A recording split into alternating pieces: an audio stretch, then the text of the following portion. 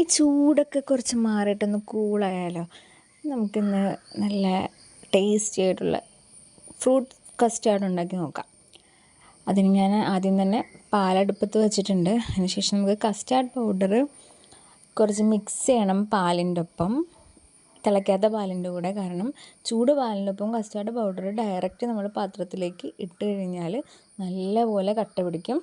അത് ഒഴിവാക്കാനാണ് നമ്മൾ ആദ്യമേ പാലിൻ്റെ ഒപ്പം കസ്റ്റാർഡ് പൗഡർ വേറെ മിക്സ് ചെയ്യുന്നത്. നല്ലപോലെ മിക്സ് ചെയ്ത് പാലിൻ്റെ കൂടെ ചേർത്ത് ഇളക്കാം. ഒട്ടും കട്ട പിടിക്കാതെ നമ്മൾ ഇളക്കിയതിന് ശേഷം അത് അടുപ്പത്ത് വെച്ചിരിക്കുന്ന പാലിൽ കൂടെ ചേർത്ത് മിക്സ് ചെയ്യുക എന്നുള്ളതാണ് അടുത്ത ടാസ്ക്. പിന്നെ പ്രത്യേകം ശ്രദ്ധിക്കേണ്ടത്, ഈ രണ്ട് സംഭവവും മിക്സ് ആയി കഴിഞ്ഞാൽ പിന്നെ അതിനെ നമ്മൾ കൈയെടുക്കാതെ ഇളക്കിക്കൊണ്ടിരിക്കണം. ഞങ്ങൾ ചെറുതായിട്ടൊന്ന് അതിനിടയിൽ സംസാരിക്കാൻ പോയിട്ട് ഇളക്കാൻ വിട്ടുപോയിരുന്നു.